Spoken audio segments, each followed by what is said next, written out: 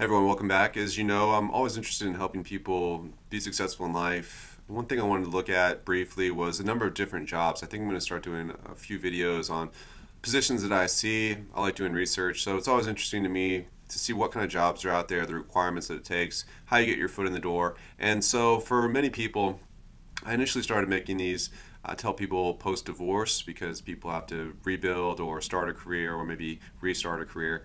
So, one thing I was looking at recently was just some white collar positions that are not terribly difficult to get into. You know, there are certain positions out there, say like finance or banking, real estate. So many industries now they have some certifications, and you never really know what they are, how long it takes to get them, the price is involved, and for many people, you may need to quickly increase your income. Maybe you've chopped or discounted your expenses as much as possible, and you don't have a year or 2 years to go back to school, do a graduate program, or do a certificate online. Maybe you need something that's a little bit quicker, and you're looking to make above $40,000, say. How can you do that? Today, what I'm going to be looking at is something that I just saw on Wells Fargo. If you don't know, Wells Fargo is like a huge national bank, and they had this position for a loan officer. So I just really quickly let's look at what a loan officer is going to make here. So $25,000 to $76,000 a year by Glassdoor.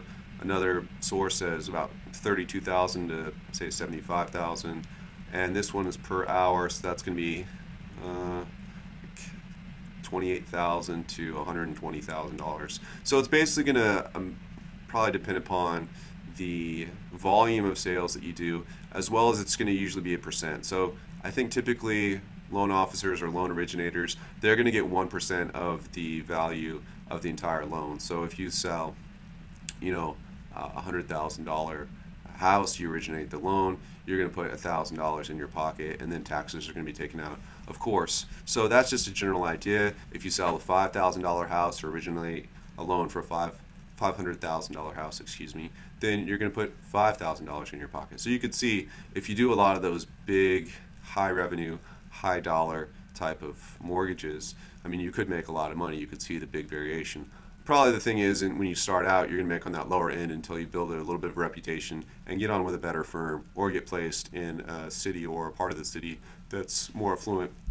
We see here there's about 8% job growth and entry-level education, usually bachelor's degree. So mortgage loan originators is what they're often called. Just look here at a couple other things. How much is the salary? This one says 64,000 medium, lowest paid 25% made $45,000. That depends a lot about your cost of living as well.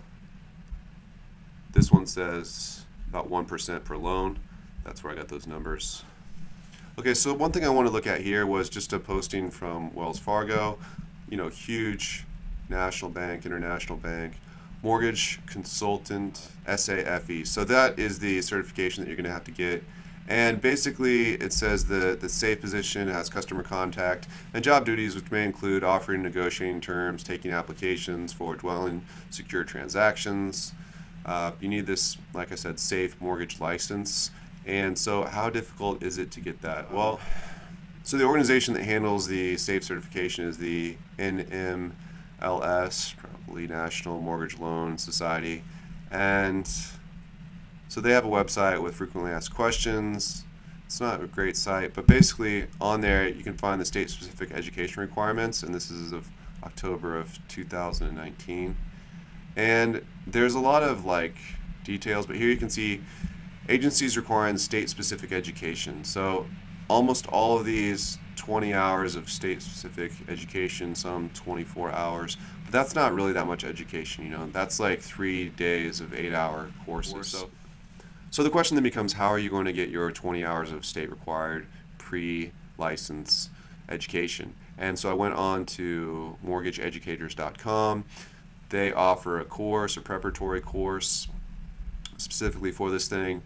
Costs $250. It says all states require a minimum 20 hours of mortgage education from an NMLS approved mortgage school.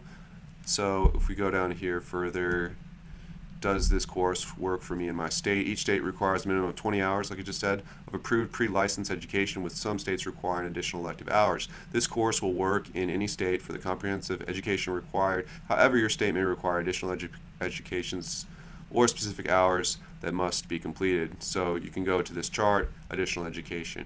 And so you guys can see, I mean, we just looked at that. Most of the states, you can find it here. This is on the nationwide licensing system.org. I'll leave it for you all. But you can just check that out, and that might be a nice way if you are really finding that you're in a financial pinch and you need to generate some more income and you need to get out of the industry that you're in. Perhaps you're doing some kind of customer service or some kind of, low-level general college education thing in maybe a corporation, and it's just not bringing that much income. Well, this is something that it seems like you can really branch out, and like I said, I mean, the numbers don't lie. It all just depends upon, like I said, the volume of loans that you originate and the price on those loans. So getting with a good broker and making it work for yourself. I hope that helps. We will do a new one. If you have things that you want me to cover, other jobs, I'll definitely check into it. I like doing this kind of thing, so I hope it helps. We'll talk to you all later. Bye.